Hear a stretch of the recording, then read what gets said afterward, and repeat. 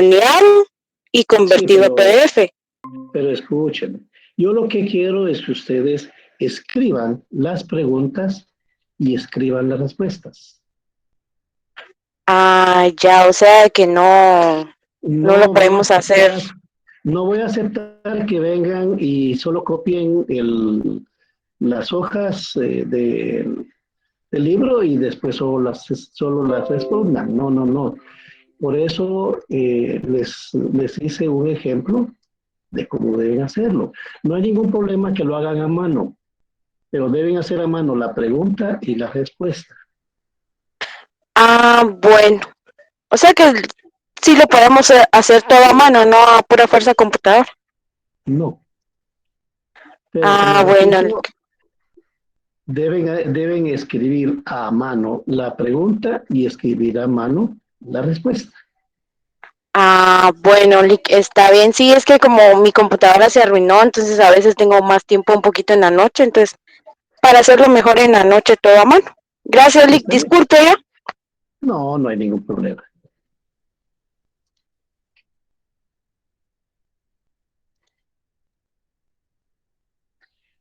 Bueno, si no hay más preguntas, vamos a comenzar la clase entonces. ¿Se recuerdan? Tienen que hacer eh, la asistencia a partir de las 7 de la noche hasta las 8 de la noche. Y a partir de las cuarto para las 8 ya no dejo entrar a ninguno porque ya es muy tarde, ¿verdad? Vamos a comenzar entonces la clase.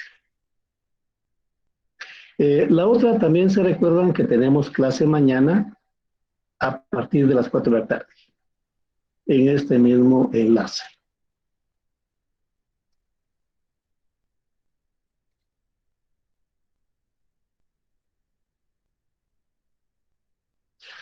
La alumna que está preguntando a toda mano, ¿qué es lo que le respondía a la compañera?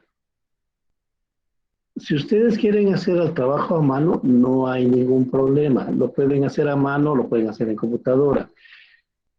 Lo que sí quiero que quede claro es que si van a hacer a mano, también deben escribir a mano las preguntas y escribir a mano las respuestas. Porque la compañera me preguntaba al principio si ella podría, por ejemplo, responder las actividades en el libro y después solo escanearlas o tomarle foto. No, eso no se lo voy a permitir, ¿verdad? O sea, si ustedes quieren hacerlo a mano, no hay ningún problema. Agarran una hoja de papel, bond, tamaño carta, y ahí escriben a mano la pregunta y escriben las respuestas. ¿Verdad? Ya después las pueden escanear.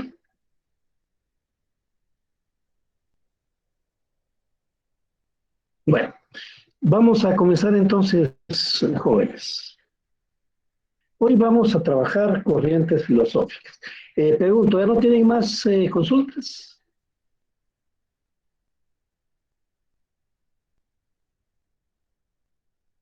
Bueno, No, vamos a, licenciado. vamos a comenzar entonces. Vean, hoy vamos a ver las corrientes filosóficas.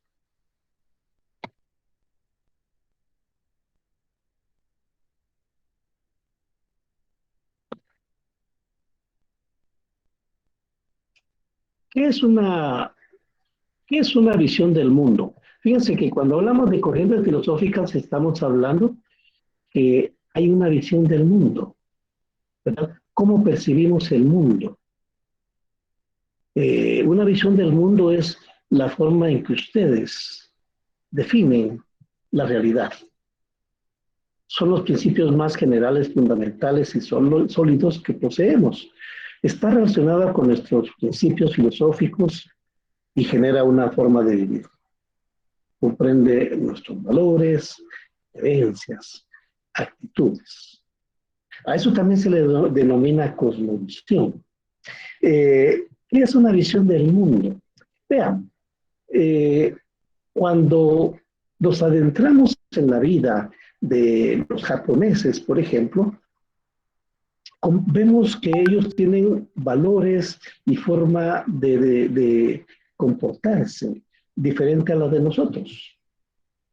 La forma en que ellos se relacionan con el universo, con la naturaleza, con los demás seres humanos. Esa es una visión del mundo. Los pueblos indígenas tienen una forma muy particular de concebir su relación con la tierra. Ellos le llaman madre tierra. Su relación con el universo, su relación con otros seres humanos. Entonces, a eso llamamos visión del mundo, que también se llama cosmovisión. Por favor, la persona que tiene abierto el micrófono, cierre, por favor, porque está haciendo interferencia.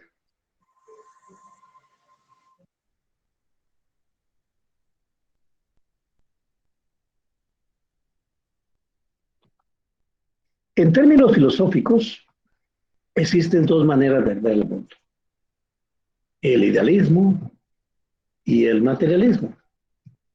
A veces confundimos idealismo con materialismo desde una perspectiva práctica. Se dice que el idealismo es la persona que sueña, ¿verdad? La que tiene ideas sobre su futuro.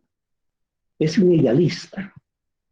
No, no estamos hablando de eso. Cuando hablamos de idealismo, estamos hablando de una corriente filosófica. O también se dice, es que él es muy materialista, está muy apegado a las cosas. Es muy materialista porque está apegado al dinero. Es materialista porque no tiene sueños. No, no, no. Eso no es el materialismo en términos filosóficos. Para que les hago esta salvedad, para que ustedes no malinterpreten la corriente idealista y la corriente materialista. Son dos aspectos totalmente diferentes. Veamos qué es el idealismo. También les recuerdo que si ustedes realmente quieren estudiar filosofía, deben hacerlo a partir de libros. Tienen, en este caso, el libro de Introducción a la Filosofía de Carlos Augusto Velázquez. O pueden usar cualquier otro libro, pero no se guíen únicamente por esta presentación, porque como ya les he dicho anteriormente, esta presentación solo tiene aspectos muy generales. Es la forma en que yo me guío para dar la clase. Es una postura filosófica que afirma la preeminencia de la conciencia sobre la materia. ¿Qué significa preeminencia de la conciencia sobre la materia? Preeminencia es cuando le damos más importancia a una idea que a las cuestiones concretas. Cuando hablamos de materia, estamos hablando de algo que tiene existencia, que podemos ver, que podemos palpar, que podemos oír. De alguna manera, la materia está relacionada con nuestros 5 sentidos: el oído, la vista, el olfato, el gusto y el tacto. Todo aquello que es percibido a partir de nuestros 5 sentidos es materia. La conciencia es un producto de nuestro cerebro. Son las ideas que generamos. Si ustedes, por ejemplo, asocian el derecho, la justicia, al asociar derecho y justicia, esas son ideas. Eso es conciencia. En términos ontológicos, plantea que la realidad es una creación de la mente humana. Ayer vimos qué es la ontología. ¿Se recuerdan que dijimos que la ontología es todo aquello que está relacionado con el ser en tanto ser? ¿Qué significa ser en tanto ser? Ser en el sentido de que vamos a estudiar al ser en sí mismo. Vamos a estudiar al ser humano porque es un ser humano. Eso es ser en tanto ser. Vamos a estudiar el mundo porque es mundo. Eso es ser en tanto ser, ¿verdad? Entonces, cuando decimos en términos ontológicos, el idealismo plantea que la realidad es una creación de la mente humana.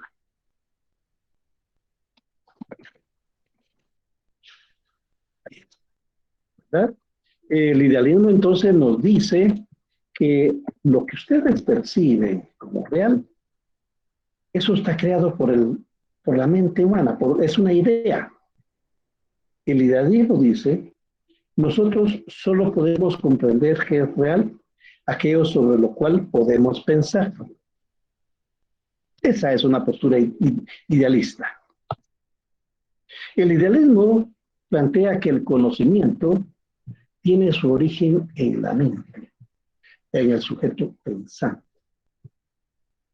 No es que el conocimiento sea producto del conocimiento de la materia, no, sino que nos dice que es algo, un producto de nuestro pensamiento.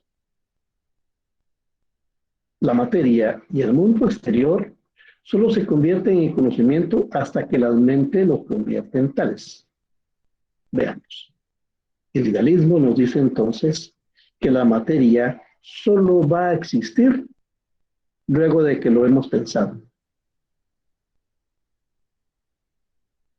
Para conocer la realidad, el cerebro es más importante que la materia en sí misma.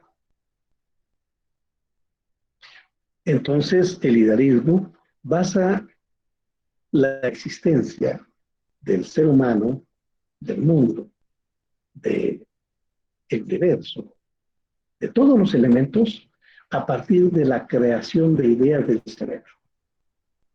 El idealismo desconfía de que nuestras ideas solo sean un reflejo fiel de una supuesta realidad externa. No, sino lo concibe como que la realidad, la materia, es producto de una idea que hemos concebido. Por eso, decimos en el sentido idealista que la idea es primero y la materia después. Hay un pensador que dijo, pienso, luego existo. ¿Qué nos quiere decir este pensamiento? Pienso, fíjense, pienso, luego existo. Si no pienso, no existo. ¿Ven? Esa es la idea central del idealismo. Pienso, luego existo. Pienso y luego existe la materia. Pienso y luego existe todo lo que me rodea.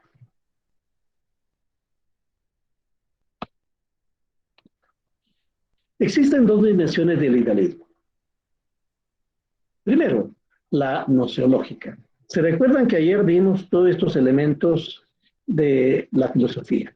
Por eso era importante que conociéramos qué es la nociología. ¿Qué es la nociología? Es el estudio del conocimiento, en términos generales. Entonces, la dimensión nociológica del idealismo plantea que el conocimiento tiene su origen y principal aporte en el cerebro humano. Es ahí donde se desarrolla el conocimiento. El mundo exterior, el mundo objetivo, no puede llegar a conocerse tal como es. ¿Qué es el mundo exterior? ¿Qué es el mundo objetivo? Es todo lo que nos rodea. Repito, ¿cómo podemos conocer el mundo? Es a partir de nuestros 5 sentidos. Oído, vista, olfato, gusto y tacto. Entonces, el idealismo nos dice que el mundo exterior no puede llegar a conocerse tal como es. ¿Por qué? Porque es la mente la que construye las ideas a partir de lo que percibe del mundo. La perspectiva ontológica del idealismo dice que el ser es una creación de la mente. Imagínense aquí. Es exactamente lo que les dije anteriormente. Pienso, luego existo. El ser es una creación de la mente. Entonces, el idealismo nos dice que si la mente no lo ha pensado, el ser no existe. El ser, en el sentido que lo estamos viendo, es la materia. La materia es todo aquello que podemos oír, ver, oler, degustar y tocar. Ser significa primariamente ser dado en la conciencia, ser contenido en la conciencia. Aquí tenemos dos ejemplos. En el animal que veo, el gato y no perro, se origina en el cerebro y no en la cosa en sí. El gato no sabe qué es gato. ¿Qué quiere decir esto? Yo estoy sentado frente a una computadora. Según el idealismo, el conocimiento de esa computadora se origina en mi cerebro y no en la computadora en sí. ¿Comprende? O sea, yo he pensado la computadora y por eso la computadora existe. La computadora es una creación de mi mente. Eso es lo que nos plantea el idealismo. El idealismo se puede observar desde dos puntos. Desde el punto de vista metafísico.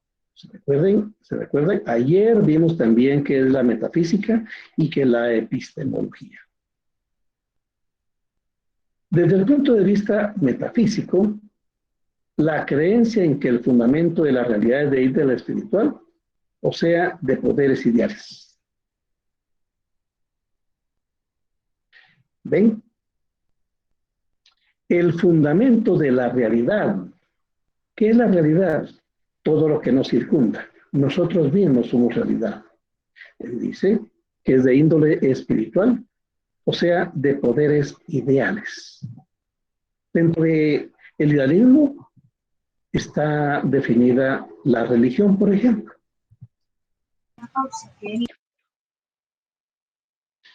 Porque nos dice que nosotros, los seres humanos, estamos hechos a semejanza de Dios, ¿verdad? Eso quiere decir que primero existe la idea y después existe el ser humano. Ese es el planteamiento central de, de los aspectos religiosos, ¿verdad? Desde el enfoque epistemológico, la postura que sostiene el idealismo es que no existen las cosas reales fuera de la conciencia. Buenas noches, licenciado. Disculpe la interrupción. Le habla Alejandra. Sí, sí, ¿cómo lo dígame? Fíjese, licenciado, que varios compañeros me están escribiendo que están intentando ingresar desde hace varios minutos. Yo les comenté que es porque usted está compartiendo pantalla, pero no sé si habrá alguna posibilidad de poderlos aceptar. Ya ingresaron. No hay ninguno que esté fuera pidiendo ingreso. Bueno. Ok, sí, gracias, licenciado. Vean. Licenciado, buenas noches. Disculpe, le saluda Claudia Reyes. Yo soy uno de los alumnos que acaba de escribirle a Alejandra, pero gracias por aceptar mi link. Estaba desde las 7:02 intentando ingresar. Muy amable. Les voy a explicar. No es que no quiera dejarlas ingresar. Lo que sucede es que normalmente cuando una persona pide ingresar, suena una campanita o hay un sonido. Y entonces eso hace que en mi caso, que yo tengo el control de Meet, venga y le dé ingreso. El problema que hubo ahora es que no sonó la campanita. Entonces, como yo tengo abierta la presentación, yo sigo dando la clase porque no sonó. Y después veo que habían varias personas que querían ingresar. ¿Verdad? Esa es la razón. Pero ahorita ya no hay ninguna persona que quiera ingresar. Desde el enfoque epistemológico, les decía, ahí está, ven, hoy sí sonó la campana. Entonces voy directamente a ver Yomira Berríos está ingresando. Ahí está, pero sonó la campana. Anteriormente no había sonado. Entonces, esa era la razón por la cual no lo había hecho. Entonces, le decía que desde el enfoque epistemológico, la postura es que sostiene el idealismo es que no existen las cosas reales fuera de la conciencia. ¿Verdad? O sea, esta computadora que yo estoy usando no existe fuera de mi conciencia. El mundo que yo veo cuando salgo a la calle es una creación de mi conciencia. Si yo subo a una camioneta, esa camioneta es creación de mi conciencia. Eso es el fundamento epistemológico que nos da el idealismo.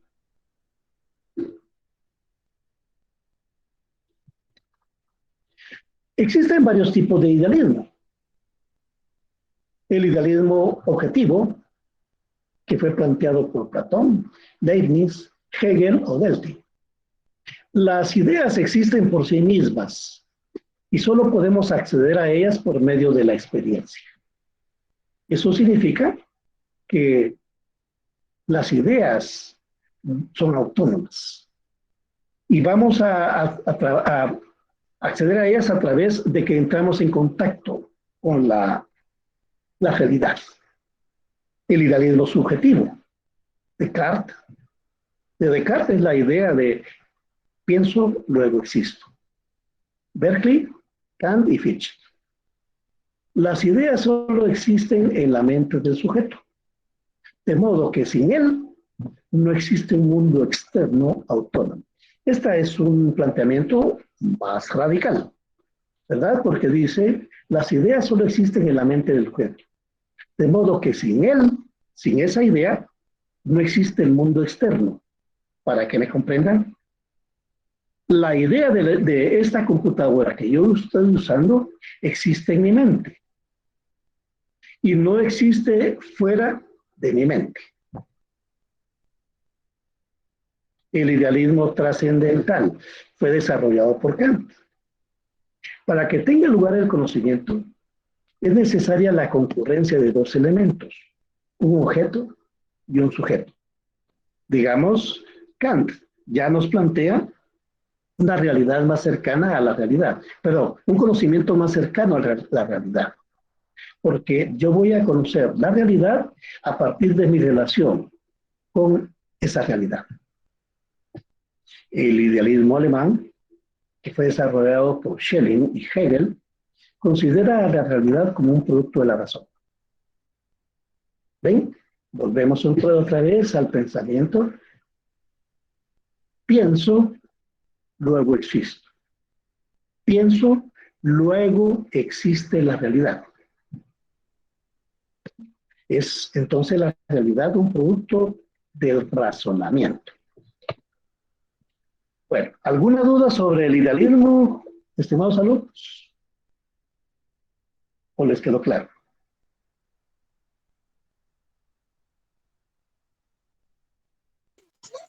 Quedó claro, Elic, muchas gracias.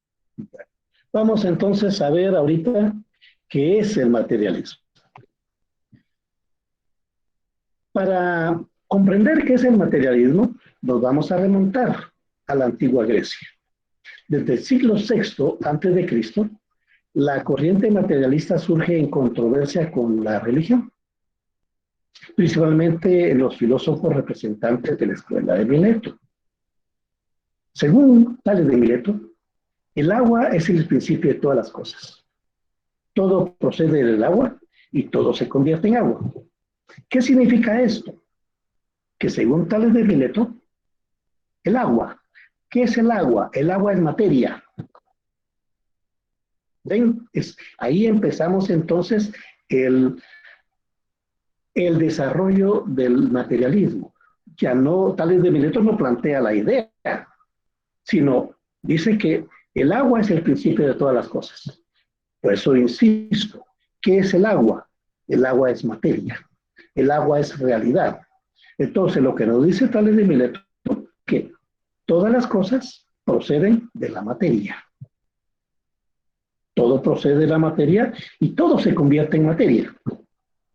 Porque lo que estoy haciendo yo, intercambiando el término agua por materia. ¿Por qué lo intercambio? Porque ¿qué es el agua? El agua es materia. ¿Comprende? Ahí surge entonces un primer elemento materialista para comprender al ser humano, el mundo y el universo. Heráclito sostenía la existencia y la eternidad del mundo independientemente de las fuerzas sobrenaturales. Fíjense la importancia que tiene el pensamiento de Heráclito. O sea, el mundo, el ser humano y el universo existen independientemente de las fuerzas sobrenaturales. ¿Qué es una fuerza sobrenatural? Son los dioses. Es un dios. Ven, ahí sonó la campana. No sé si ustedes la escuchan.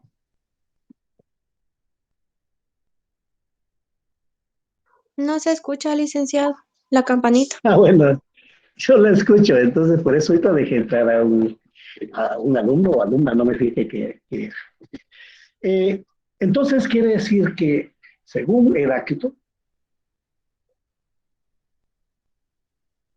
la materia, el mundo, existe independientemente de que un ser sobrenatural lo haya creado. Y lo define como un fuego eterno, que con orden regular se enciende y con orden regular se apaga. O sea, pues estamos hablando ahorita del pensamiento materialista que existía en la antigua Grecia. No quiere decir que sea el mismo pensamiento materialista que existe en la actualidad. Hago esa aclaración para que ustedes no se vayan a confundir. El fuego es una fuente primordial de la materia. El mundo entero está en constante cambio o flujo. La mayoría de objetos y sustancias se producen por la unidad de principios opuestos. ¿Ven? Eso es lo que nos dicen. Estamos hablando de hace 2500 años aproximadamente. Por favor, apaguen ese micrófono. Vamos a Aristóteles. En sus escritos, en los escritos de Aristóteles, el materialismo alcanzó su más alta expresión en la filosofía griega, mientras que el idealismo lo hacía en los escritos de Platón. Los conceptos no tienen existencia fuera de los objetos que representan. Eso es lo que nos dice Aristóteles. Dice, los conceptos no tienen existencia fuera de los objetos que representan. ¿Qué nos quiere decir Aristóteles con esto? ¿Qué es un concepto? Un concepto es una representación de un objeto. Si yo tengo en la mano un lápiz, ese es materia, es un objeto. El concepto es mi idea que tengo de lápiz.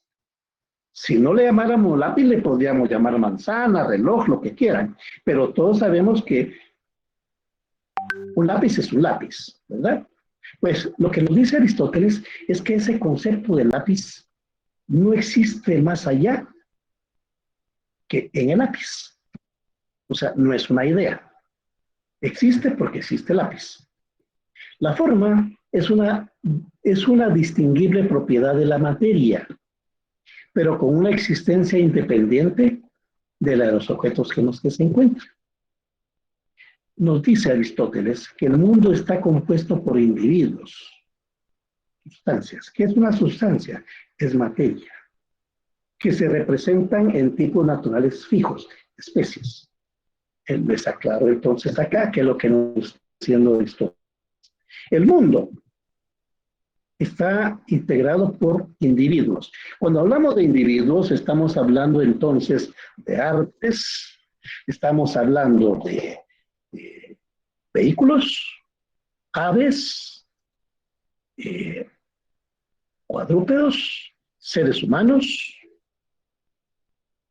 la luna, el sol, la tierra. Todos estos son sustancias, es materia.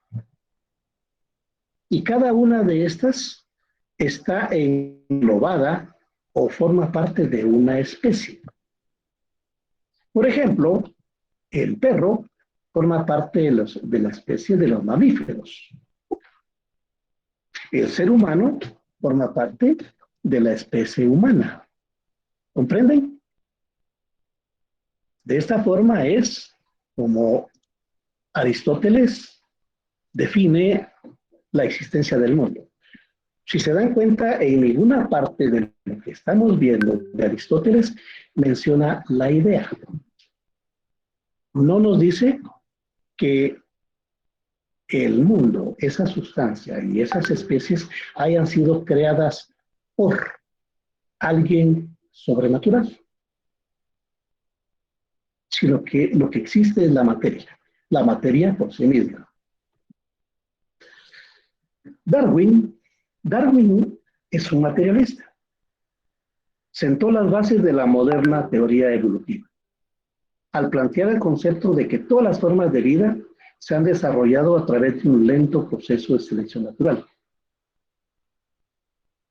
¿Qué nos quiere decir entonces esto?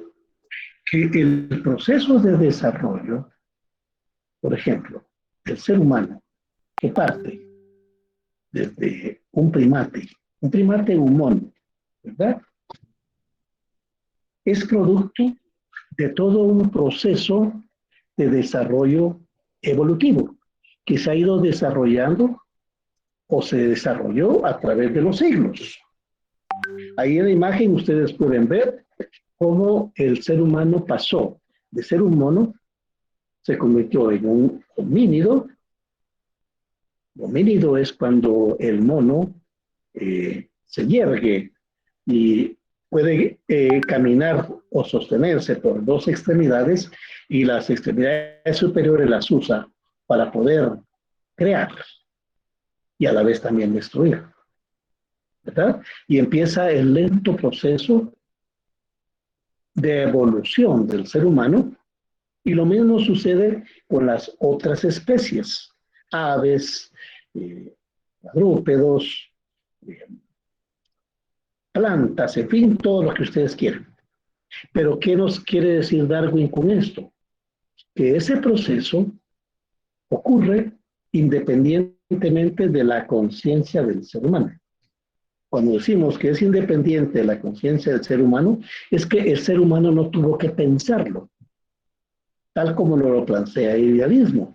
El idealismo lo diría que la evolución, si es que existe, fue una idea primero y después se materializó. No. Darwin y los materialistas nos dicen que en la evolución del ser humano no me dio el pensamiento de alguien o, digamos, no existió un ser todopoderoso que haya decidido que existiera esa evolución natural. ¿Ven la diferencia? La filosofía materialista afirma la preeminencia de la materia sobre las ideas. El materialismo dice que precisamente las ideas son producto de la materia. El pensamiento, la conciencia, la idea de Dios son producto de la materia y su evolución. Por ejemplo, el idealismo nos dice que el ser humano está hecho a imagen y semejanza de Dios. O sea, quiere decir que el ser humano es una idea divina. El materialismo nos dice que los dioses, no solo el Dios cristiano, sino todos los dioses están hechos a imagen y semejanza de los seres humanos. Porque cuando hablamos de la religión, ustedes no deben circunscribirse únicamente al cristianismo. El cristianismo es una de las religiones que hay en el mundo. Así está el judaísmo, está el budismo, están también las religiones prehispánicas, los mayas, la de los incas, la de los aztecas. O sea, no debemos suscribirnos única y exclusivamente a una concepción religiosa, sino tenemos que verlo en el conjunto de las ideas religiosas. La definición de materia en el materialismo filosófico moderno, fíjense, lo que vimos anteriormente es el materialismo filosófico histórico, lo que pensaban antes. En el materialismo filosófico moderno, todos los entes científicamente observables, como la energía y fuerzas y la curvatura del espacio. Eso quiere decir que el materialismo en la actualidad lo que estudia es el método científico. ¿Qué es el método científico? Es todo lo que podemos comprobar empíricamente. Empíricamente quiere decir en la práctica. Eso es el método científico. Ustedes, por ejemplo, que están estudiando Derecho, van a tener que utilizar el método científico para poder comprobar si algo es cierto o es falso. Algunos autores hablan de fisicalismo, porque enfatizan en lo físico, sea materia o energía.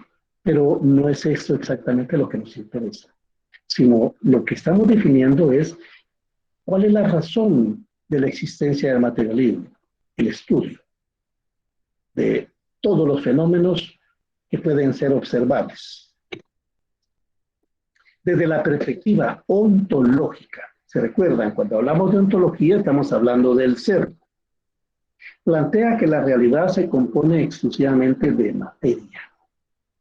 La realidad, ¿se recuerdan que le dije cómo entramos en contacto con la realidad? ¿Cómo percibo la realidad? A través de mis 5 sentidos. No necesariamente los 5 sentidos, sino algunos de los 5 sentidos. El oído, la vista, el olfato, el gusto y el tacto. Cuando ustedes entran en contacto con algo que escuchan, o ven, o huelen, o degustan, o tocan, eso es la materia. Esa es realidad. Entonces, materia es todo aquello capaz de transformarse. Vean cómo poco a poco el materialismo evoluciona. Porque no estamos hablando de que la materia sea estática. Esa es la diferencia, porque el liberalismo nos dice que las ideas no cambian, las ideas se permanecen. ¿Verdad? En cambio, el materialismo nos dice que todo se transforma. La realidad comprende todas las entidades materiales interconectadas entre sí. Ese es un principio que lo vamos a ver más adelante, que se llama concatenación. Todas las cosas están interrelacionadas. ¿Cómo comprobamos si lo que dice el materialismo es cierto? Dice que la materia es todo aquello capaz de transformarse. Pongamos el ejemplo de uno de ustedes. ¿Ustedes ya están en la faz de la Tierra así como son ahorita? No. Ustedes fueron concebidos por sus padres. Primero fueron un embrión. Posteriormente salen a la luz, se convierten en bebés. Y ahí empieza todo un proceso de transformación. En bebés pasan a niños, a adolescentes, a jóvenes, a adultos jóvenes, a adultos maduros, a adultos mayores, hasta que dejamos de existir. Eso es a lo que se refiere el materialismo. Todos somos capaces de transformarnos. Nunca nos quedamos en la misma posición. ¿Qué es lo que sucede cuando plantamos una semilla de naranja? Bueno, primero degustamos la naranja. La naranja se transforma porque ya no es más naranja. La tiramos porque ya quedó sobre el bagazo. se transformó. Después la semilla la ponemos en tierra y cuando pasan unos días, ¿qué es lo que sucede? Esa se transforma, cambia, se convierte en una planta. Con el paso de los años, ya no es una ramita, sino se convierte en un árbol. Ahí hay todo un proceso de transformación. Posteriormente, ese árbol va a dar flores y las flores, cuando son polinizadas, se empiezan a transformar en fruto. Los frutos son pequeñitos, pero van creciendo, creciendo, creciendo, creciendo, creciendo, van madurando, de verde se transforman en amarillo, y viene un ser humano, lo corta, se lo lleva a la mesa, lo lava primero, ¿verdad? Lo pone en la mesa, agarra un cuchillo y lo parte. ¿Qué pasó ahí? Se transformó porque dejó de ser un fruto para convertirse en alimento. ¿Ven? Eso es la perspectiva ontológica. El materialismo asigna a las ideas una función fundamental en la vida social. Ahora, pregunta. ¿El aire es o no materia? ¿Qué dicen ustedes, jóvenes?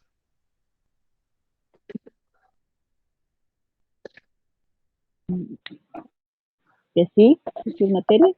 ¿Por qué? Materia. Porque entra el oxígeno, el aire entra en los seres humanos, se convierte en oxígeno. Sin él no podríamos subsistir. Ok, muchas gracias. Podemos Porque se puede percibirla medir, a través licenciado. del tacto. Ajá. O sea, ¿ven cómo empiezan ustedes a aplicar sus 5 sentidos? Porque el aire es susceptible que lo sintamos en el tacto, ¿verdad? Hay un aire fuerte, dice, hay mucho aire. De repente pasan cerca del relleno sanitario de la zona 3 y ¿qué es lo que sucede? Huele feo. Exactamente, o sea, perciben a través de la nariz el aire, ¿verdad? Igual lo pueden escuchar, a veces zumba el aire. ¿Ven? Por eso es materia. El aire está formado por oxígeno, nitrógeno y otros gases. Los gases tienen masa y ocupan volumen. Por lo tanto, el aire que está formado por gases es materia. Además, ocupa un lugar en el espacio llamado atmósfera. Y todo lo que ocupa espacio tiene volumen. ¿Qué quiere decir eso? El aire tiene volumen y masa. Ahora una pregunta. Para que existiera ese aire, ¿ustedes lo pensaron antes o no? No. No. No. Porque el aire es independiente de ustedes. Por ejemplo, ahorita me imagino que la mayoría está en su casa, algunos posible que estén todavía trabajando, algunos vienen en camioneta viendo la clase, pero no están percibiendo directamente el aire, ¿verdad? O sea, no están al aire libre, en el exterior. Eso quiere decir que si, por ejemplo, yo estoy sentado frente a la computadora en un cuarto. No sé si afuera el aire es fuerte o es suave. Eso quiere decir que ese aire existe independientemente de que yo lo piense. ¿Cierto o no? Sí. Sí. Entonces, ¿qué quiere decir eso? Que ustedes, a partir de esa definición, piensan en términos materialistas. ¿Ven? Eso es el materialismo. El materialismo no niega la importancia del pensamiento y las ideas para la organización de las sociedades, escuelas, empresas, etc. Enfatiza que esas ideas no pueden existir al margen de un cuerpo que las genere. Concibe al ser humano en su totalidad, con deseos, sentimientos, comportamientos, emociones. ¿Eso qué significa? Que a diferencia del idealismo que considera que las ideas pueden existir independientemente de la materia, el materialismo lo que nos dice es que las ideas no pueden existir independientemente de la materia que las genere. ¿Ven? Es al revés. Veamos. Para que existiera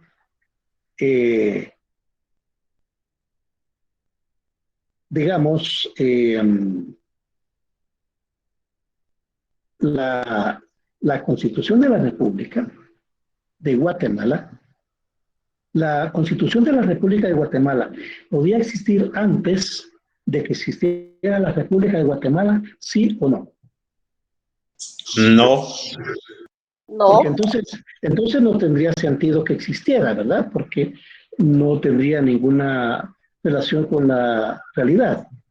La Constitución de la República de Guatemala existe a partir de que Guatemala existe. ¿Qué es Guatemala?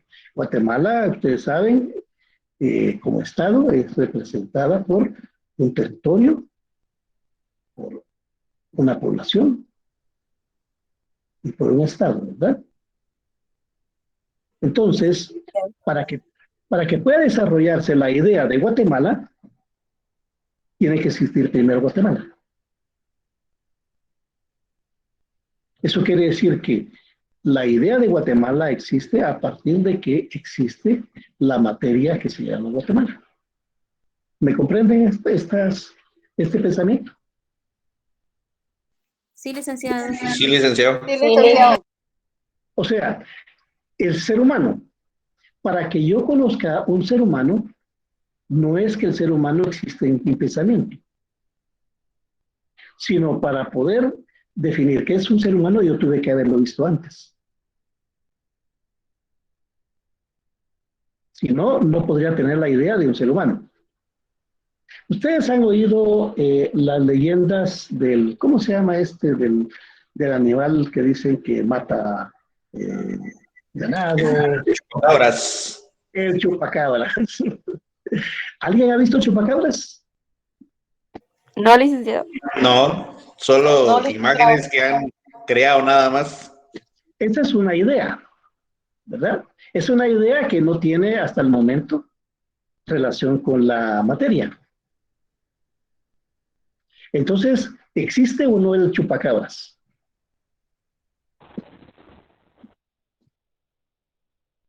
No. No.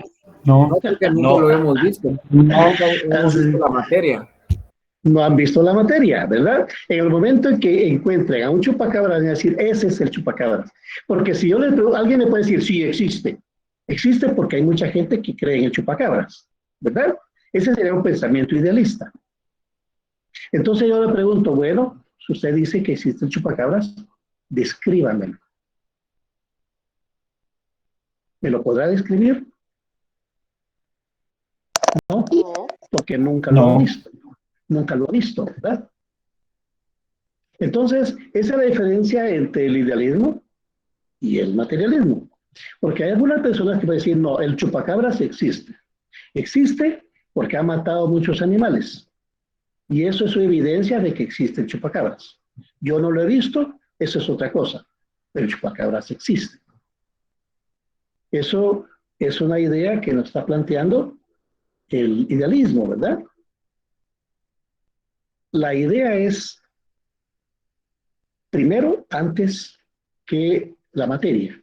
Recuérdense lo que nos decía Descartes. Pienso, luego existo. Pienso en el chupacabras y luego el chupacabras existe. El materialismo nos dice, tenemos que conocer primero el chupacabras para determinar que existe. Si no, no hemos visto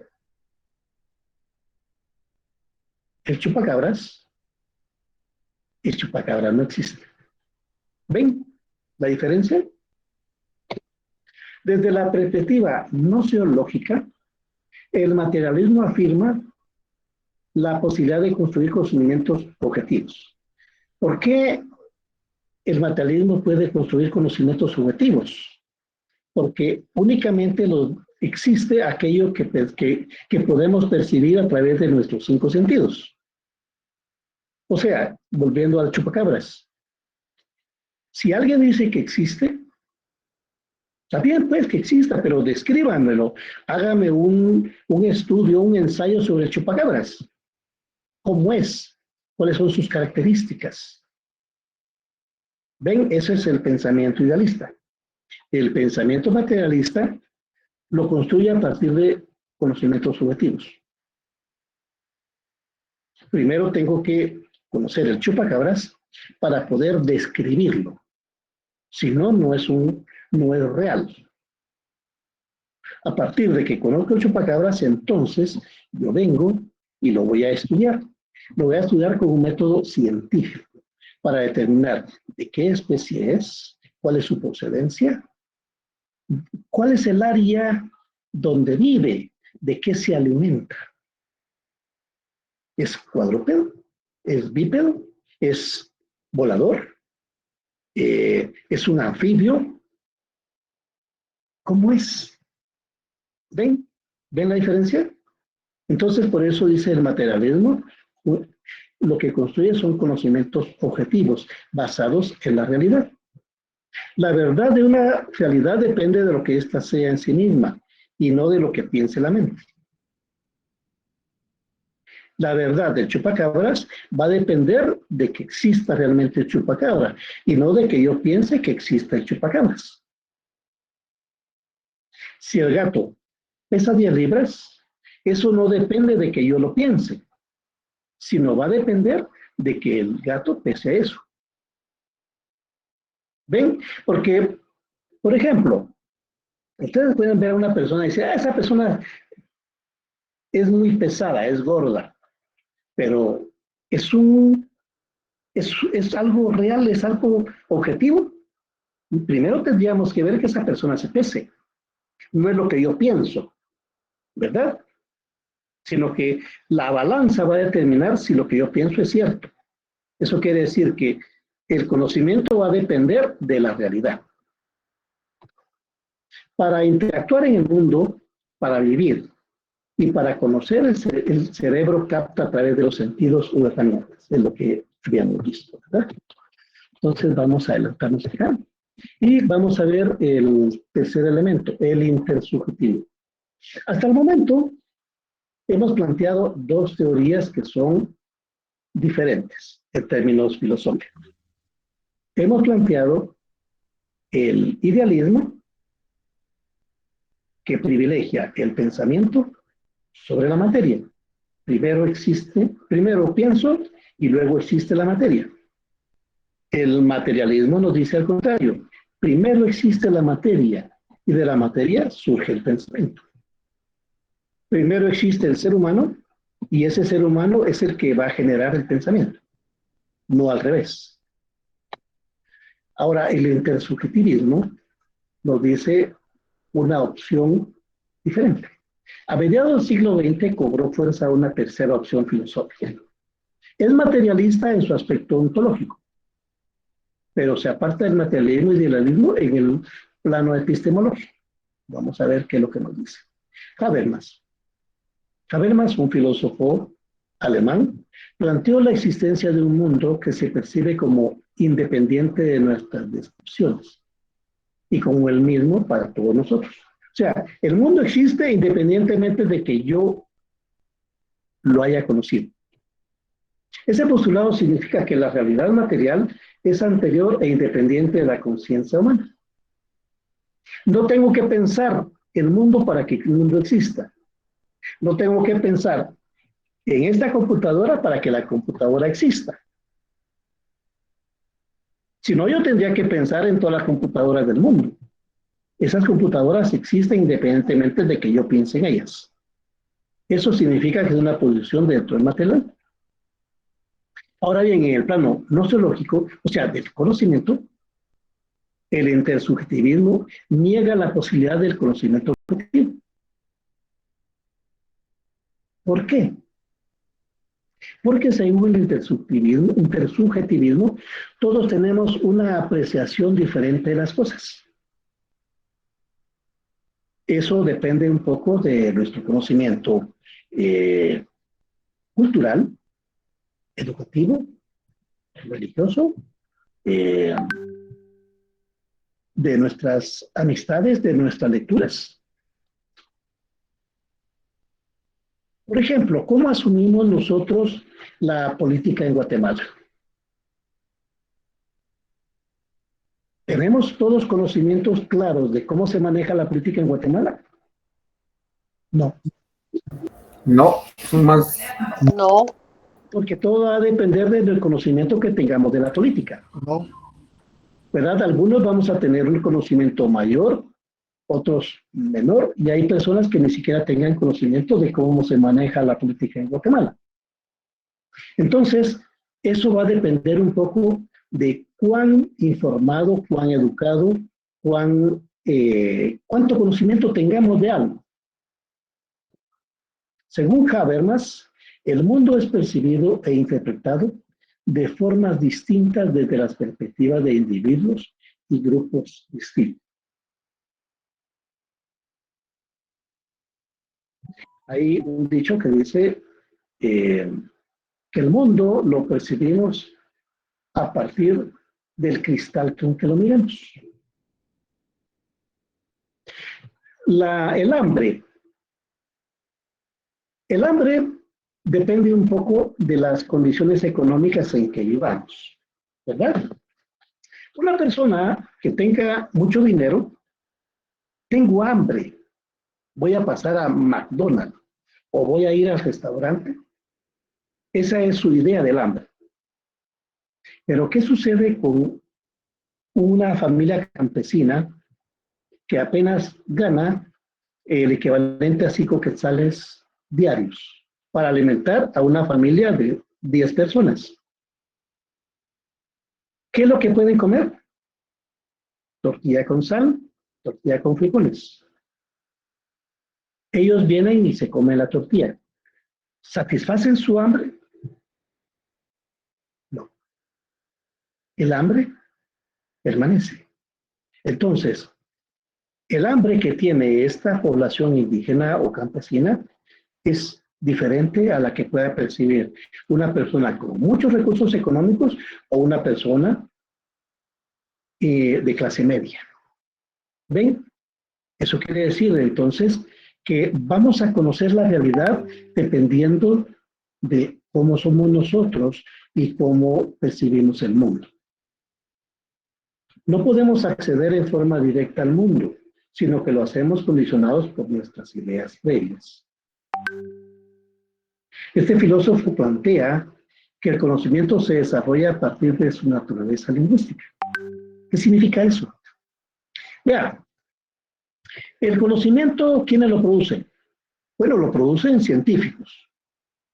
Cuando hablamos de ciencia, no solo estamos hablando de los médicos, de los antropólogos, de los físicos, sino estamos hablando también de quienes producen derecho. Por eso esta carrera se llama Ciencias Jurídicas y Sociales. Ah, bueno, entonces, ciencia son diferentes formas de ver el mundo. Pero, ¿cómo llegamos a conocer ese conocimiento científico? A través de la lectura, a través de la voz. O sea, el conocimiento lo vamos a adquirir a través de la oralidad y de la lectura. Cuando hablamos de oralidad y lectura, ¿a qué nos estamos refiriendo? A la lingüística. ¿Ven? Eso significa que todo lo que conocemos se expresa por medio del lenguaje. ¿En qué forma les estoy explicando a ustedes qué es la filosofía?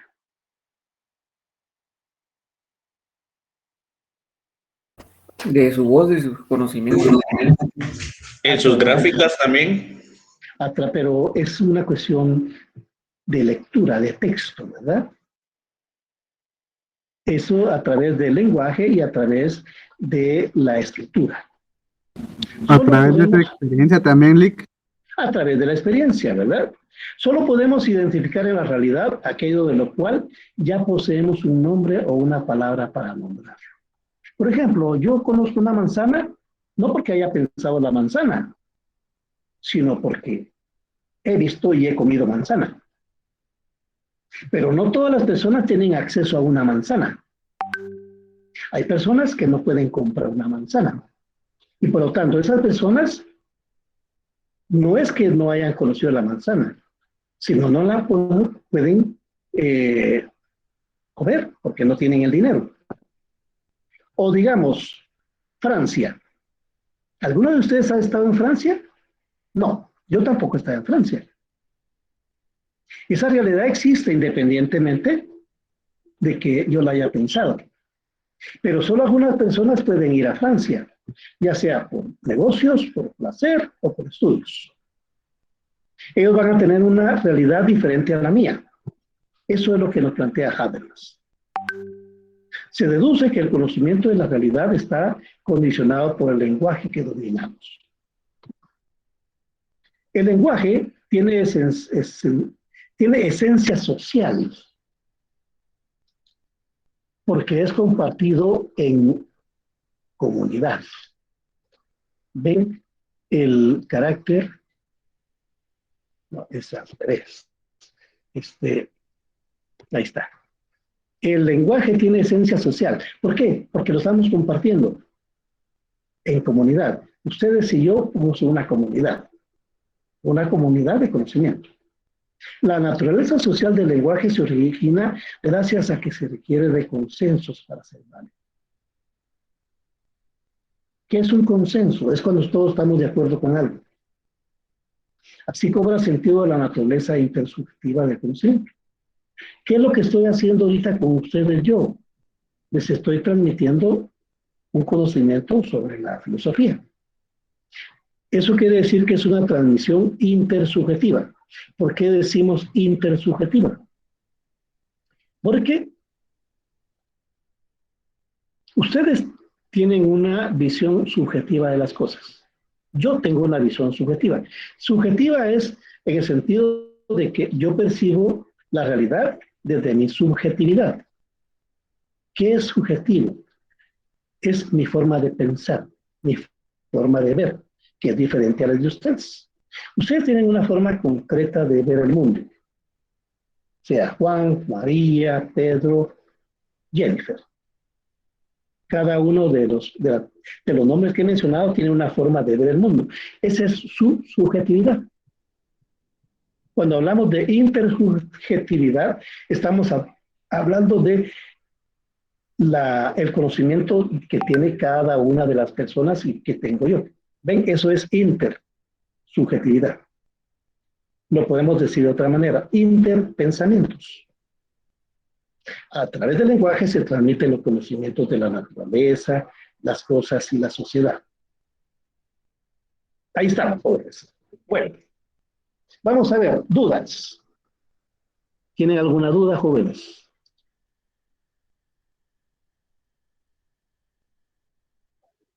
Sí, buenas noches. Solo una Buenas consulta. noches. Entonces, intersubjetividad podría decirse que es el consenso al que llegan dos pensamientos subjetivos. Exactamente. Usted no puede ser objetiva. ¿Sabe por qué? Porque su pensamiento está determinado por una serie de factores. La educación, la cuestión económica, la cuestión social, la cuestión de su relación familiar, su entorno. Igual en mi caso. Yo les estoy transmitiendo mi forma de ver el mundo. Es una posición subjetiva. Ya. Ya. Muy amable, gracias. Bueno. ¿Alguien más, jóvenes?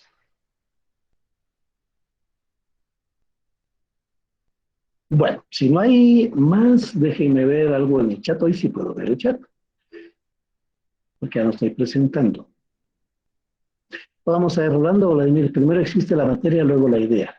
Ese es un pensamiento materialista.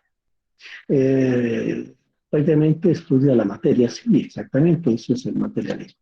Ven, entonces, ahora ya ustedes tienen más claridad acerca de qué es el idealismo y qué es el materialismo en términos filosóficos.